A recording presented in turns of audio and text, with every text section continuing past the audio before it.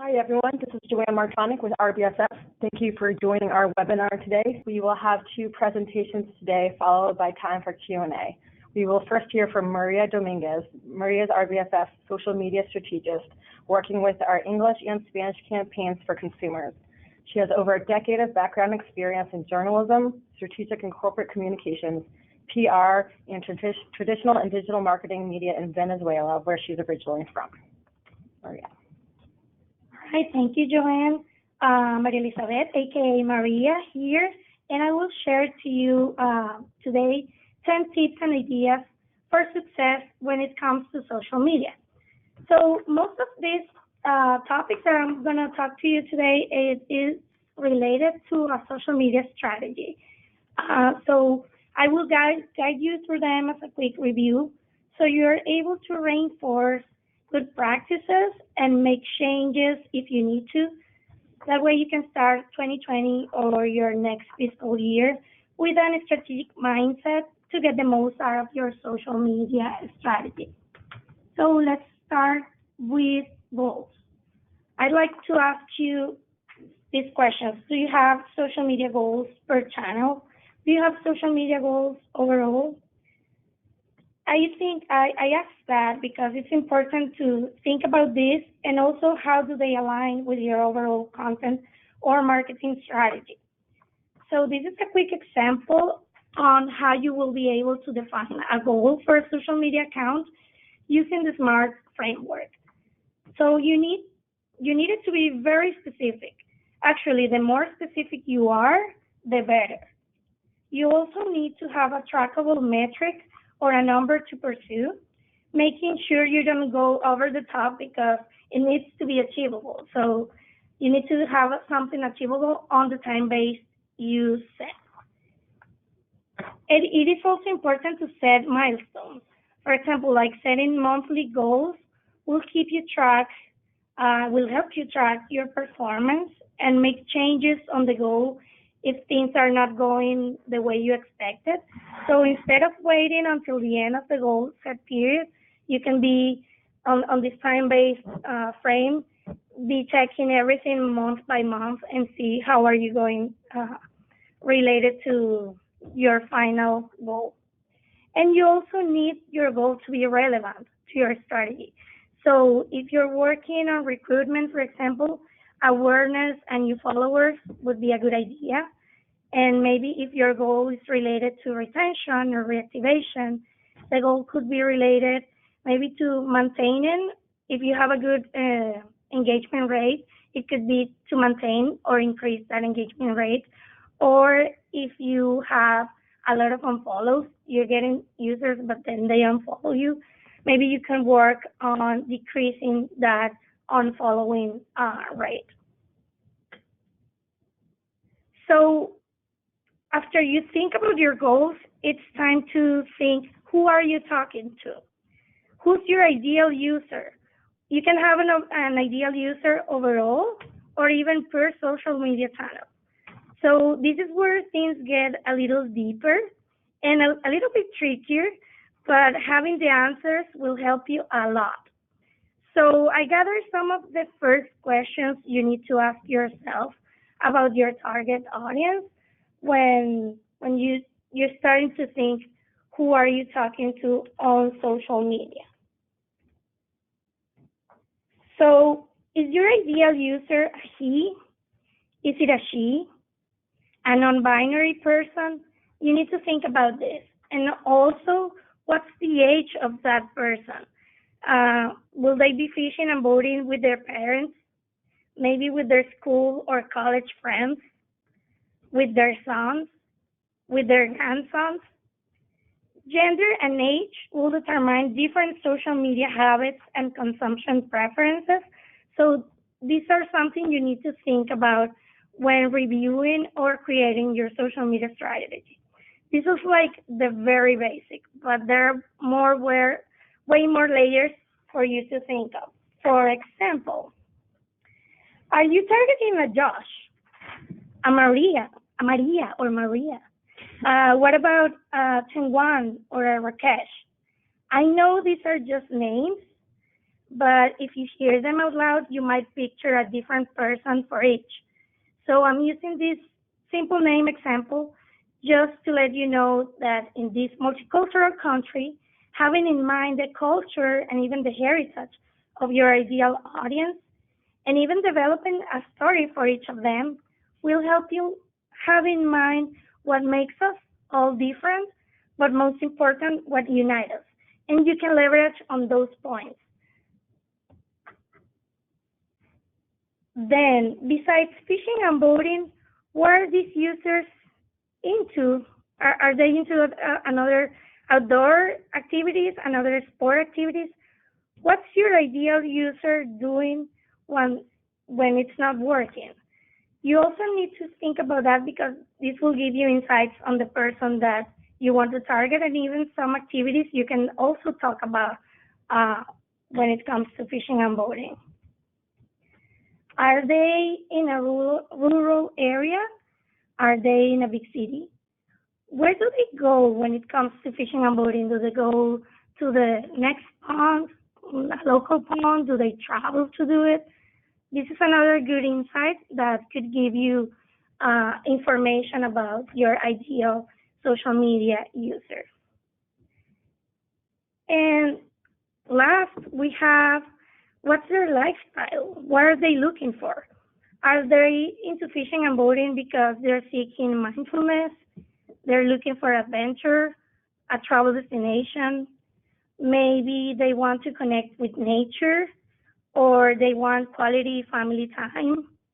They want to just disconnect with routine. Thinking about this will also give you insights. So to know more about your audience, having all these questions answered will give you pain points to be able to talk about. Or even this exercise will help you tap into the blank space. What's the blank space?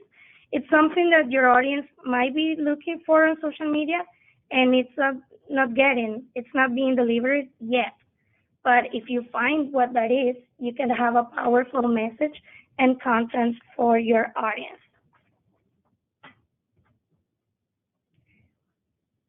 Now you know, or you are going to define who your audience is. It's time to define or to see where's your audience in. What's their social media channel? So this is the 2019 Social Habit Report. I'll go over this very quickly, but we'll share with you the link to the entire report because it has very interesting insights that I'm sure it will help you to define your strategy. So in this slide, if we look at this slide, I can easily tell that if I have a specific campaign for Hispanics, I should prioritize its content on Instagram over Facebook because you can tell the percentage of the population using that social media channel as their favorite. And this doesn't mean that I won't speak to that audience in my other channels if I have other social media channels. But this is a clear hint that will tell you where you put more effort based on who you want to target. So if we move on to gender, if I'm targeting men, this tells me that Twitter is a great place to connect with them. While connecting with women, we'll have more room on Pinterest, on Facebook, on Instagram, for example. It would all depend on your target audience, and your target audience might change per social media channel, per campaign, or per strategy. And then if we go to a deeper layer, we have the age. So when it comes to age, we can tell that younger generations prefer Snapchat or Instagram and even Twitter over Facebook, for example. So if you have a bigger campaign on Facebook, you know that you can leverage that message on older generations rather than the youngest because you are going to have more reach to those ages. So you know who your ideal audience is, you think about it, you know what's their preferred social media channel. Now it's time to look inside to see what's going, like, do like a social media audit for your own channels and see where you're doing great, because I'm sure you're doing things great. And there are other things that you might need to get better at. And this exercise might help you do that. So we have two buckets here. Let's start filling those buckets of what works and what doesn't work for you. So for example, your audience. Are you talking to the right audience right now based on the examples that we saw before? This is something to have in mind when you do your audit and your exercise, to know what works for your audience and what doesn't. So is your ideal audience in your social media channels? That's another question to be asked when you're reviewing your content. What type of content works the best for you? We know video is the trend, but maybe for you, pictures or carousel work better. So have that in mind. You can have in mind what the trend is, but also like from that trend, what fits you the best. In what channels are you getting what type of format to perform the better? And finally, do you interact with your audience? What are their comments about? Do they tell you what they like or what they don't like? Because one of the things about social media, good and bad at the same time, is that people will tell you when they like something or if they don't. So you will have trolls for sure, but beyond the trolls, what are your followers telling you? If you pay attention to them, I'm pretty sure you'll get the best feedback and even ideas to work on, content to develop, a post that you know that you need to boost. Pay attention and they will tell you the answer really sure.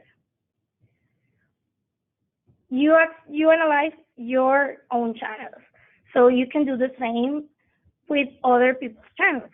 So this time, what you can do is have in mind what you know that works for you and your audience, and also like what's working for others that might be a good fit for your own audience. So you can check different types of social media, even if they're not related to fishing and boating, but if you get an idea and you say like, this is so cool, I like it, and you see that your audience might like it too, that's a great idea to benchmark.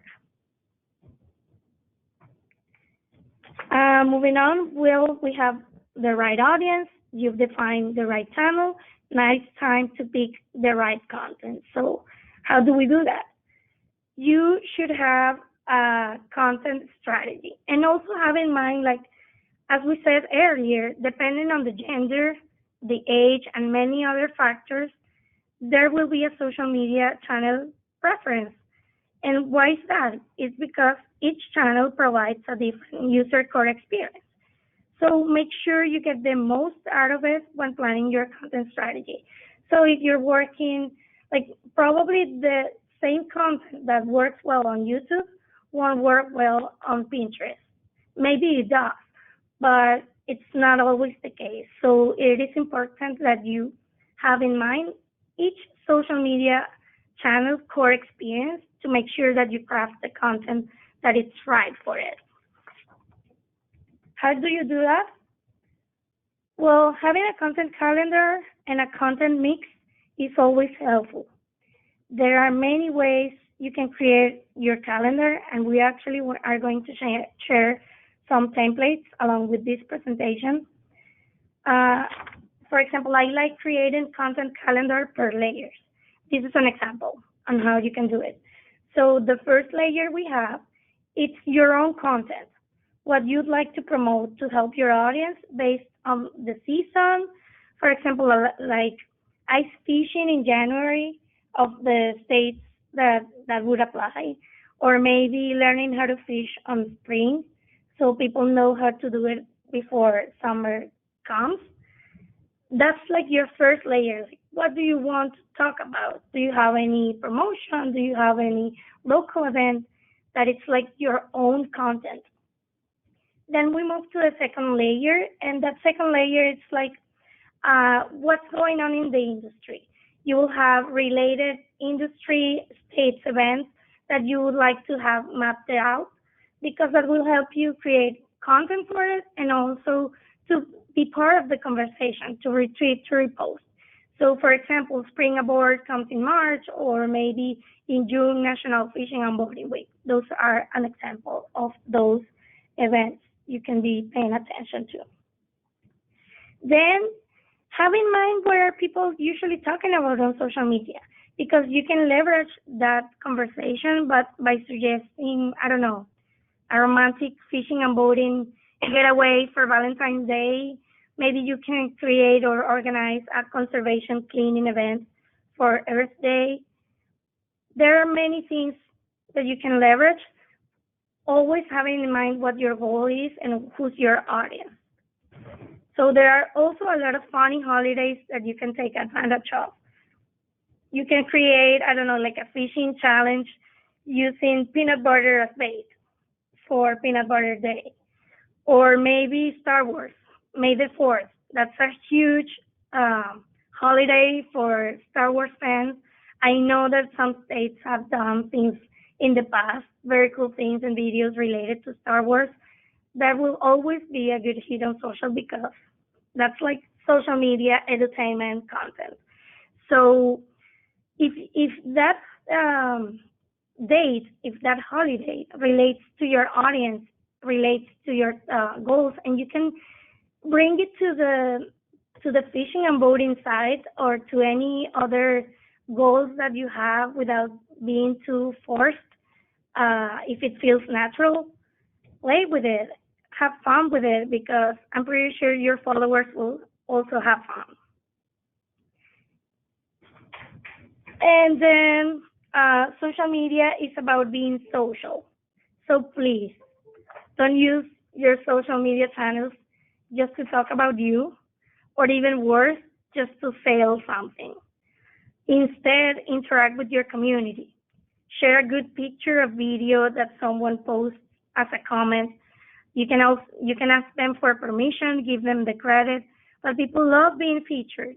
That makes them feel more engaged. And if the content adds value, you can comment, share, repost. So that's what I added that a percentage of third parties and users' content, because it's nice to have other people's content. And this also applies to any other user from your state, even if it's not your follower. You might actually win a follower after engaging in an authentic way with those social media channels. So you've posted, you've analyzed. Now it's time to test, evaluate, adjust, and repeat. This is basically the on-the-go version of your two buckets. So now you know on the go what it's working and what's not. How do you measure it? Some people have social media report softwares, but if you don't have one because there's no budget or you just don't want to use it, every social media channels have their own metrics and they have very good insights that you can take from them. So make sure you check all social media metrics and you will find interesting things. Like, oh, I didn't know I had more females than men in this social media channel, or, oh, I'm getting a lot of people from Texas. Well, in this case that we are national. But you can see like, oh, I'm getting these people from this specific city or location, and you can leverage on that. Then it comes the changes. So these are everyday life in social media. Social media changes every single day. And we gathered some of the latest improvements per channel, and I'm pretty sure there are way more rolling out as we speak. But these are something that could help you manage your social media channels. So if you don't use any scheduling platform from Instagram right now, you'll be able to schedule content on desktop through the updated Facebook Creator Studio. You could use this before to schedule and post on Facebook, and now that they expanded this feature to Instagram. And well, since it's new for Instagram, it has good features, not so good features that I'm pretty sure they will be upgrading in the future. But like I said, if you don't have any other method to post on Instagram to schedule, this will be useful for you. And you can also, well, keep scheduling Facebook like you did in the past. Also, another big change that it's coming to Instagram, it's the removal of the likes. There's a lot of controversy with this, like, oh, what are we going to do when they finally do it? The only thing we know is that it's going to be soon.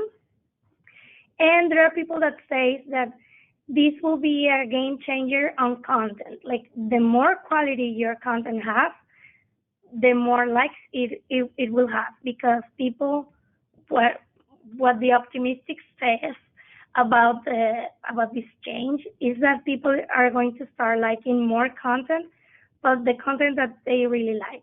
There won't be any pressure. So if the content is good, you will get the like and the comments and engagement. So if we move to YouTube and Twitter, some of the biggest changes would be in Twitter. They actually improved very recently the way you can track the insights. So when we talked about measuring, this will be very useful for you. And also a very cool thing, it's still rolling out. It's not for every topic, but you can actually start following topics on Twitter like you do on Instagram. So for example, you can follow, if you search for fishing, you will have this option to follow any conversation that includes fishing. So that's very cool, and we can take advantage of that. I haven't seen it yet for boating, but it's rolling out little by little. It's something cool that we can track. Also on YouTube, well, they updated earlier this year their video creator to make it easier and more user friendly to upload videos. More recently, they have been doing like small upgrades, like to allow customizations on their main page, not something like really big. Moving on to Pinterest and LinkedIn, I'm going to start with LinkedIn. They have been putting a lot of efforts on inclusion and accessibility. So what they're doing is that they're making sure people have access to that channel, and they are rolling out this technology for iOS users with alternative text description. So if you have an image, people, for example, with visually impaired would be able to listen to the description of that picture. When it comes to Pinterest, did I mention that social media changes every day? Well, I was going to tell you about Pinterest campaign on mental health and how they're using their algorithm to help people, but they launched today something really cool that I think it was worthy to share. They shared today their content trends for 2020, and one of them is about the urgency of getting outside. They are calling it rewilding. And at the top of that trend, they put lake fishing. So if you have a Pinterest account and you don't pay much attention to it, you don't post much on it, I think this is the right time to have second thoughts, because that will be a huge trend for Pinterest in 2020, and you can leverage on that. We have the content out there. So how can we amplify the message? We all have a shared overall goal in increasing fishing and boating participation through recruitment, retention, reactivation. So collaborating with each other could be our great ally. And this is some way we're trying to help you do it through our channels, and other ways you can also do it with your own. At Take Me Fishing, we are using, for example, National State Days, Free Fishing Days, and other holidays to promote content by state in our channels. So if you have, let me tell you, if you have any feedback or other important dates that you like us to share because it's very relevant to your state, please let us know. Those will be very welcome because we're trying to make sure that in our own content calendar and mix, we have content for each state. We usually tag you. I know some of the handles have been changing lately, and some of you have new channels. So we are going to be updating soon our social media database uh, because we want to make sure that we tag you and you are able to see and repost and share all the content that we're creating for you guys. Another way is to leverage collaboration. If you have more than 10K Instagram followers, take advantage of that. I know some of you have it. So you can send people to the swipe up feature. You can send people to your website, to events, to other social media channels from your state, even to YouTube tutorials. Just make sure that whenever you use the swipe up feature, it's for something that it's very useful for the users, for your followers, to make sure they get more content they need or they don't know they will need until they see it. And well, on Facebook, you can create fishing and boating events and tag us as co-hosts. That way we can amplify the message to our own audience. So not only your people will be able to see it, but our audience will be able to see what's going on their state as well. Tag us on your Instagram stories so we are able to repost, and we'll do the same. We have been doing it this for a couple of months already. And important, interact with other states, interact with other accounts, comment, like, share, and tag. You can have a conversation between two states. If you have I don't know, like a big sport event, you can talk about it like one state to another. You can leverage on conversation because that humanizes the state's channel. So finally, I would like you to think, what's your favorite social media account, related or not to fishing and boating? I think that's the best exercise you can do. Like, why do you like this social media channel so much? What do you get from it as a user? Are you getting hacks? Are you getting inspiration, tips, education, entertainment? What makes you to go back one and another time to these social channels to get more of that you're receiving? So I would like you to use that answer to inspire you so you are able to replicate that same feeling, that same value in the life of your own social media followers. Make sure that when someone visits your state social media channel, it's leaving like, oh, I need to come back. I like it. So that would be the inspiration that you need to find and spread through your social media channels. So I know it was a lot, and I really hope this helps you either as a review or for future improvements on your social media channels. Thank you so much. Thank you very much, Maria. That's great information. If anyone has any questions for Maria, please post them into the Q&A box on the right side of your screen, and we will address at the end. But right now, we'll have Tim Ackermock, Oregon Department of Fish and Wildlife Social Media Coordinator, give details on their social media strategies, opportunities, and challenges. Tim returned to Oregon after a decade-long career in journalism, where he worked for newspapers in Montana, NBC Television News in Alaska, and public radio in Chicago. He started many of the social media programs for various companies, including working with the producers of Wait, Wait, Don't Tell Me and This American Life on social media programming. He has had an interest in conservation and communication for many years and is enjoying a career that focuses on helping people enjoy the great outdoors and realize what all they have out there. So with that, I'll turn it over to Tim, and we are pulling up your presentation right now.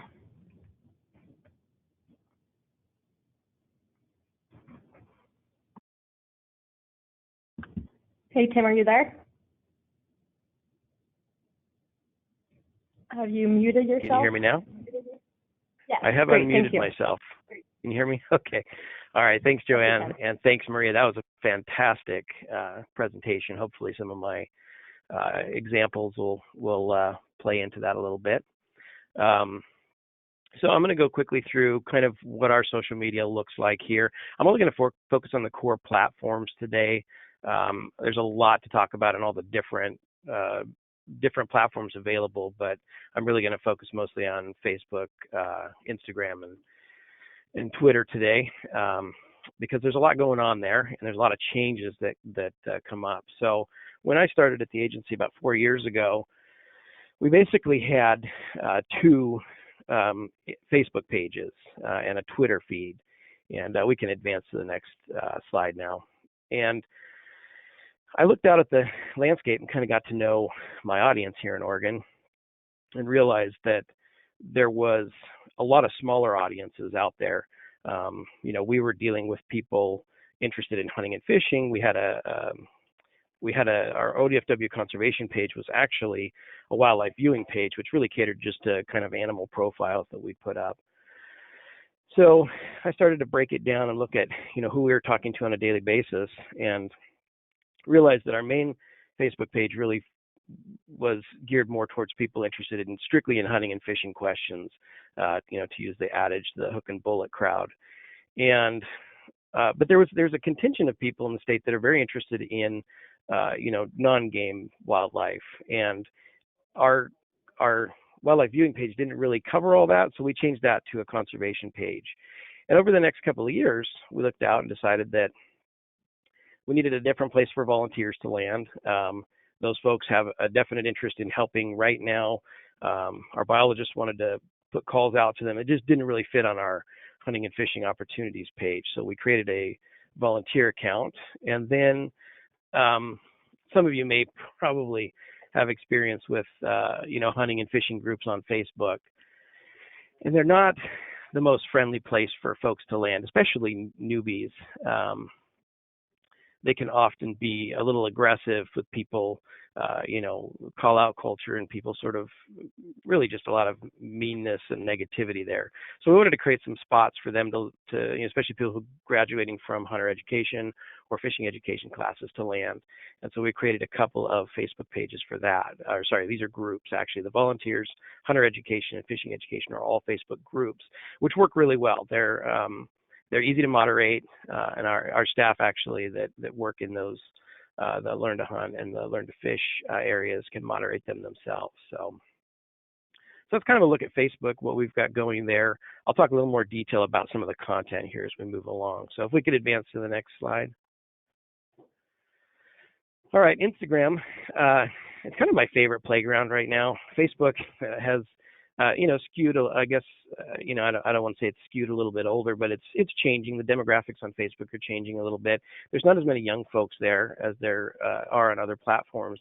And so, we tend to use that. It's more of more news and information, whereas on Instagram, we can, a little wider audience, and so we can do some different things there.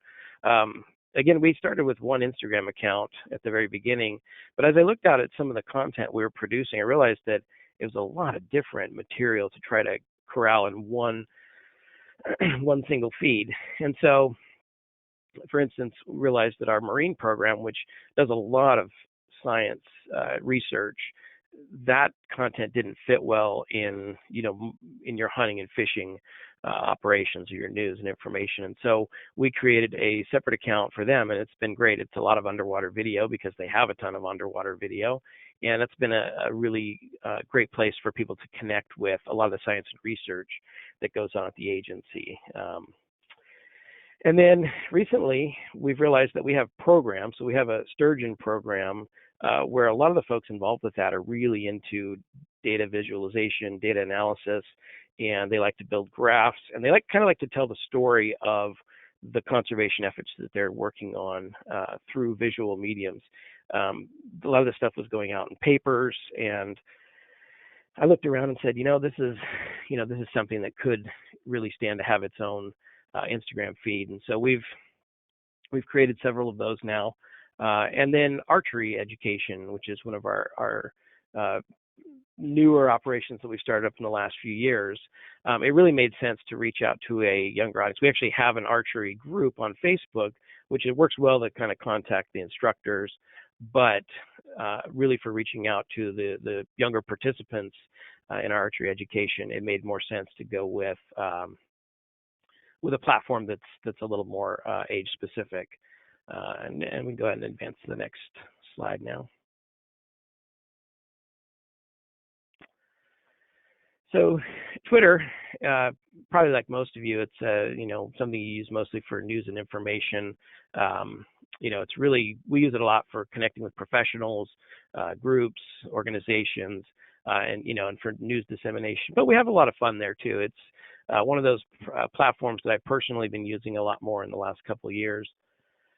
Some of you may be familiar with the SciComm hashtag or SciComm community, which is really a growing effort of a bunch of people working in the science fields to relay information, get better at communicating that. And so that's an area that we've been having a lot of fun with. So our Twitter pattern's a little bit like Instagram in that sense. Our main feed is really focused on news and information. If it happens here in Oregon, daily kind of breaking news, that's going to go on our main Twitter feed.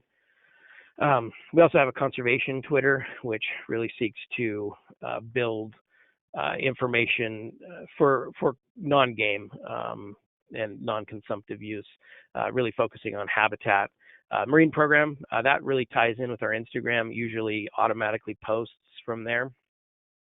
And then we have a kind of a famous sturgeon here in Oregon that lives at one of our hatcheries, Herman the sturgeon, old sturgeon that is known to be a little curmudgeonly. And so we've created a little bit of a funny profile that allows Herman to have a little fun with, some of the other famous, I don't know what you would call them, I guess, characters out there on Twitter, like Sue the T-Rex with the Field Museum in Chicago.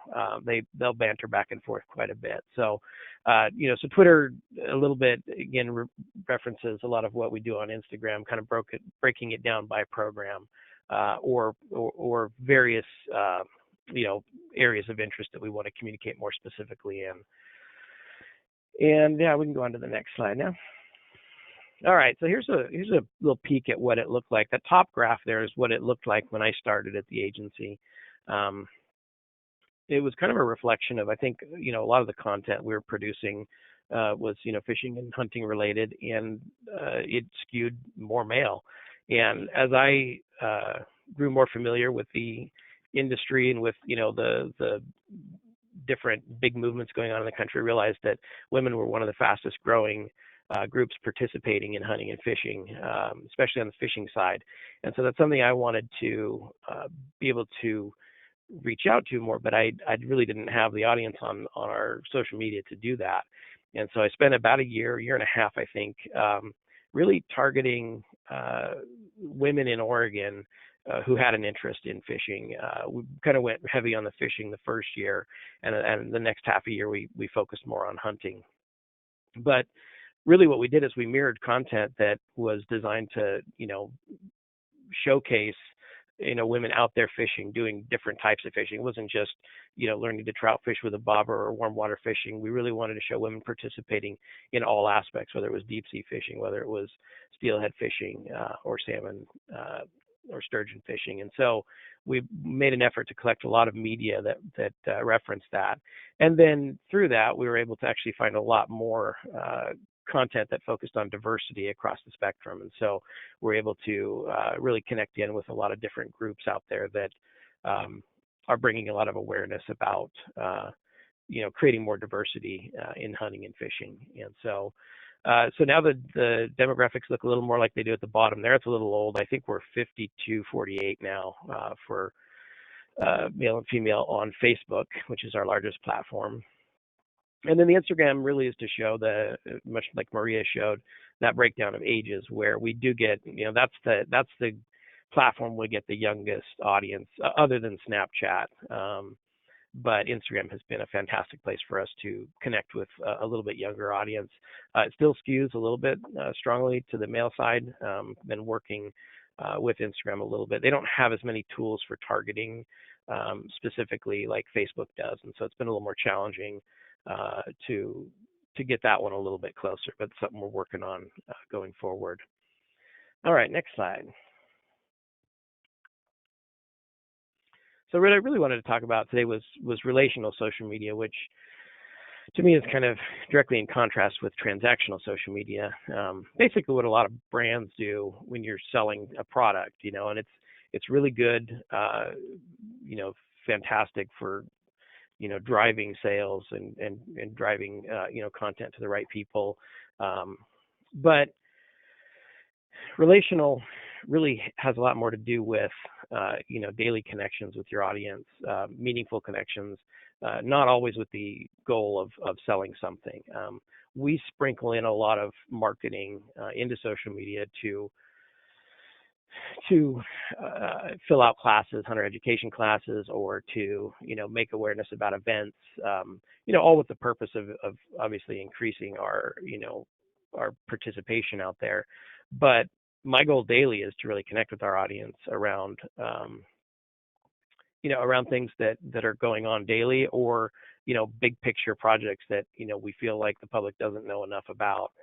And so, a couple of the things here, relevancy is important. Is your agency relevant? Do you kind of follow what's going on currently? And Maria talked about a calendar, and that's a great way, if it's Bald Eagle Appreciation Day, you can really play into kind of the national hashtags that are going on and get your content seen. And I think it also assures your audience that you're relevant in the national conversation. But just for instance, we're doing 25 Days of Fishmas, which is a hashtag that Katie O'Reilly, she's a PhD student out of Notre Dame. She started it several years ago. I saw it, I think the first year she did it. I thought it was kind of cool concept, basically take the 25 days of Christmas and feature a different fish each day. And so our first year we featured a bunch of native species. We started on the coast or marine program, and then we went to the valleys, and then we went to the desert. And so each of the 3 weeks of Christmas, we featured a different fish each day. And it turned out it was one of our most popular things we'd done, both internally with our staff, because I got them involved. They were able to provide pictures and descriptions, but also with the public. And so this year we're doing a little bit of a historical feature, basically talking about all the non-native species in our state and how they got here and when they got here. And so that's been a fun project. We're responsive. We respond all the time. I was out fishing on the ocean on Sunday and got questions about the regulations in a notification on my phone and answered them while I was out on the boat. I just believe that that's a better way to, to help people. And if they know they can come through social media and get a hold of us, it's valuable. And then live. I think live is one of those things. We'll talk a little more about it. We can go to the next slide now. But live streaming really is an important, very powerful tool that gives your agency, really opens the door to the public to come in and see what's going on right at that moment. And I'll talk about it in the next slide here. But this slide basically, we're lucky we have a director who tweets, and so it helps having staff and upper management who use social media on a daily basis. They understand it.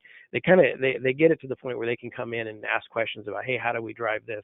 Or, how do I help you, push this message out?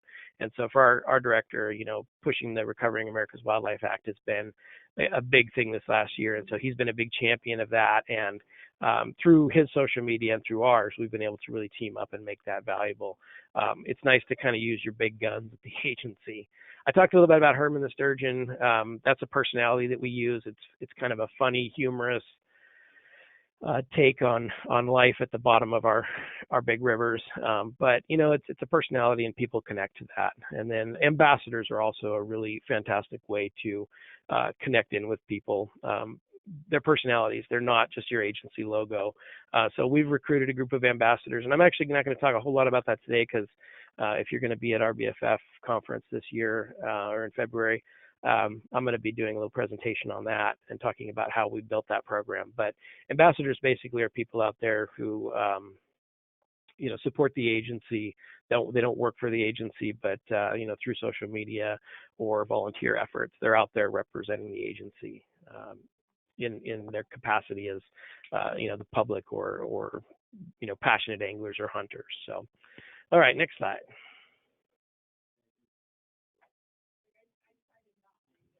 I would say live streaming, I just want to touch on that briefly, but essentially, live streaming is one of the best tools that we've used. We live stream our hunts and our angling trips, and that's been a fantastic way to bring people who are curious and interested and new to fishing or hunting into the experience as close as you can get without actually being there.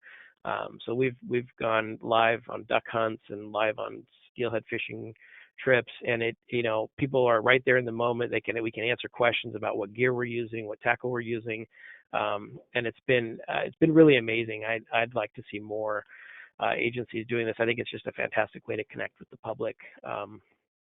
When you can't necessarily have workshops every week, this is a great way. This content is valuable in the sense that people can go back and watch it over and over and over again. But again, it plugs people in, and we had 500,000 people that tuned in for our very first live stream, and we've had numbers like that, very similar on almost every one we've done since then. So, all right, next slide. If you can't do live or aren't set up to do live, and just really quickly, we have a host here in Oregon. His name's Scott Haugen. He has a show on Netflix. He works with us on our live streams and is a really great host. That's not always available to everyone. And so really, I think, second to live streaming, videos are great. We've tapped some folks in the agency who are really talented at not only, kind of being creative folks, but they're not shy of the camera, and they'll come on and do, on the one side there you see Casey Scrivens is our hunt coordinator up at a big Sauvie Island wildlife area, which is a huge waterfowl hunting area for us. And she does her own videos every week. She produces a video and sends it to me with, a description of what's going on in her area. The one on the other side is a wildlife biologist who has taken to providing hunt reports of his area every year. And so this stuff, if you can cultivate it within your agency, it's less work for the social media coordinator to do, and a little bit of training goes a long way in getting folks to, be able to produce that type of content. So, all right, next slide. Instagram takeovers. This is probably the old hat to some of you now, but basically we use Instagram takeovers to feature members of the public often, or even staff who want to take over for a week and talk about one particular topic. I find this to be really effective because it gives people a much better insight into that, rather than one post about an animal that many might miss. If you come along and discover it anytime during the week, you can go through and kind of see the whole week. This has also allowed us to create some really cool diversity. The reptiles fellow there's a Hispanic gentleman who's a PhD student at a local university, one of the best herpetologists in the state, and he comes on and does talks about the stuff you can find here in Oregon. It's fantastic. The other fellow on the right is one of the most renowned bat photographers in the world. He was a little shy. I had to write most of his content for him, but he allowed us to use his photography to really engage with people around bats. So some fantastic stuff there with Instagram takeovers. All right, next slide.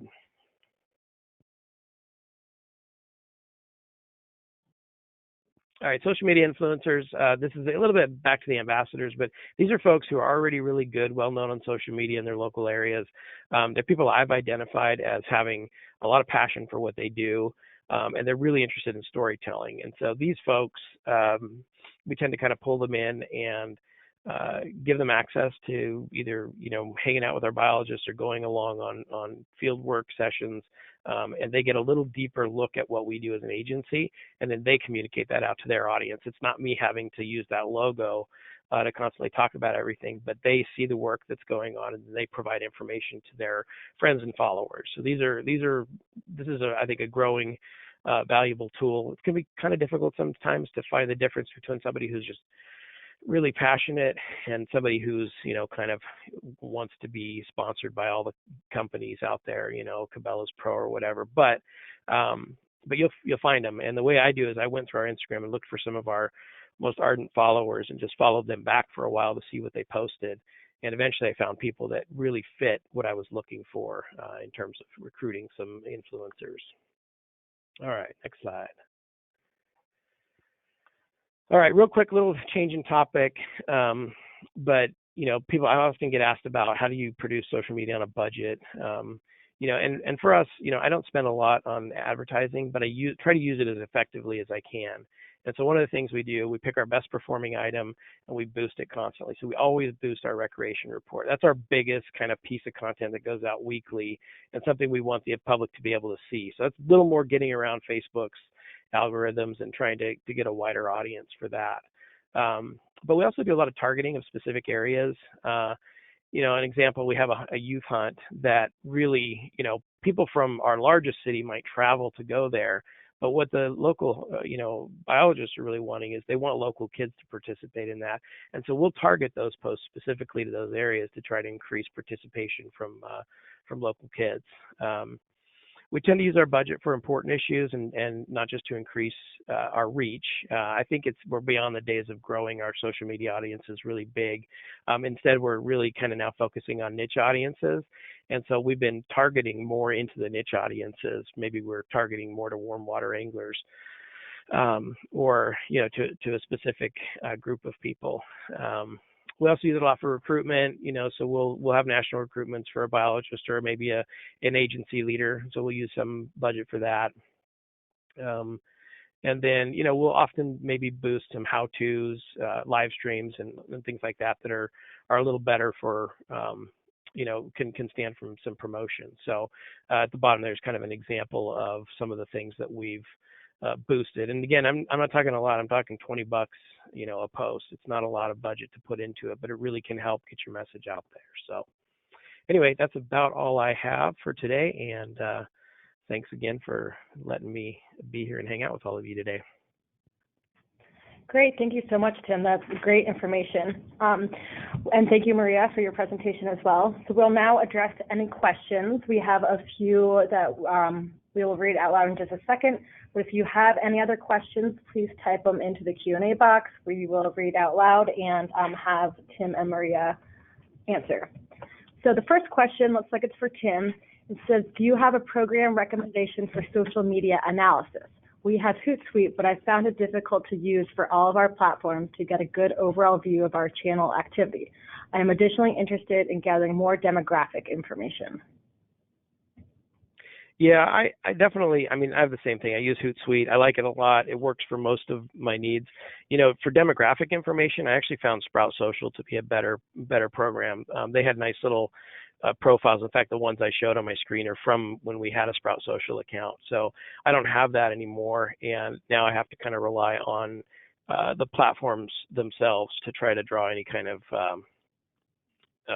information about demographics. So Sprout, I think, is still really good at that. Great, thanks. The next question, also for Tim, is, have you had any negative blowback on your live streaming of hunts? We haven't. I expected some, and I was waiting for it and kind of had a plan to deal with it, but we've not had any negative blowback. In fact, people have just been really gracious. And the first one we did, we were killing ducks within 20 seconds of starting the live stream, and I thought for sure people would be freaked out by that. We had a dog run back with a duck in its mouth all the way right up into the camera. And I thought for sure, people were going to freak out, but no, we haven't. And it's been fantastic. We've done a lot of turkey live streams, and, that's a little more, you got the turkey flopping around afterwards, but yeah, I guess it's something I'm still waiting for to see if we end up drawing any kind of blowback, but so far, no, it's been great. Wow, that is good to hear. The next one I think would be for Maria and Tim. It says, our department doesn't understand the benefit of social media. How can we persuade them to see the benefits? All right, so I'm going to take the lead on this. I would say you can show them, sometimes people don't realize the impact on social media, but they do understand numbers and results and ROI. So if you can show them who's the biggest demographic segment on the rise right now, it is millennials. And where are the millennials? They're on social media. And not even get me started on Gen Z, because they're even more on social media. So if you want to grow and you want to increase participation and you're targeting the young adults and young families and the future users of phishing onboarding, you need to go to social media. So you can show them the numbers of the demographics and how's the penetration of the social media in the U.S. per segment. You can find this with the Census Bureau and Pew Research. They have very good reports that maybe will help you showcase the importance of using social media as a way to engage your audience. Great. Yeah, I guess Tim, I would just add add very quickly. Yeah, I just add very quickly. Like I often use Snapchat as an example. Like the comments and stuff that I get in on Snapchat. You can tell it's young people that are asking them, whether it's questions about the regulations, whether it's questions about how do I get into something, or it's very conversational. It's very different from the other platforms. So I'll often use that as an example, to show the differences, along with what Maria was talking about in terms of you can get a hold of that demographic information. Great. Do you treat messages and comments on your social channels as official records? And if so, how do you save or archive them? At ODFW, we have Archive Social, and everything is archived from all across our social media platforms, including groups.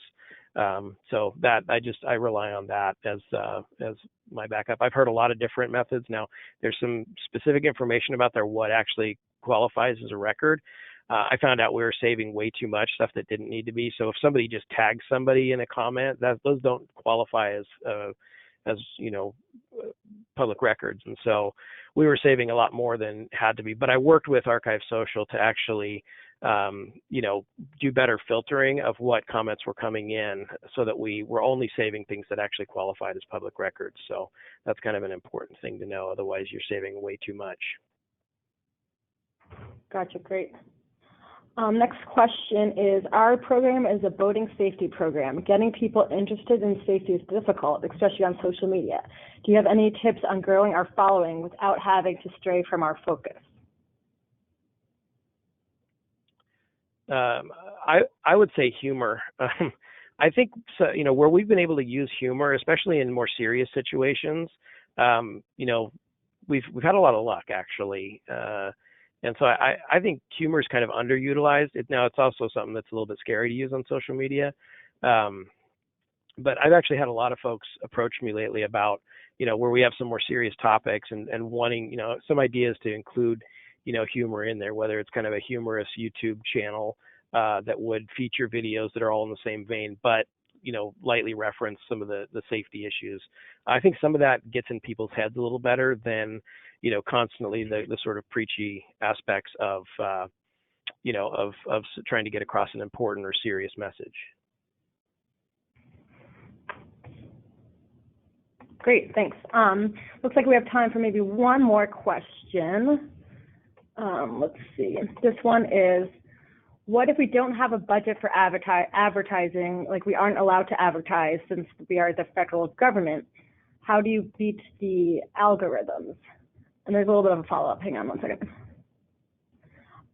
They have gotten a workaround by using friends groups, but it's a gray area because technically federal government can't be paying for advertising. So are there any suggestions on how to work around this? I guess the way I'd look at it is, I've seen people use auxiliary groups as a way to advertise. But I think what I would do is probably focus on more targeted posts. You don't have to pay for targeting on Facebook. You can target specific areas, specific types of people.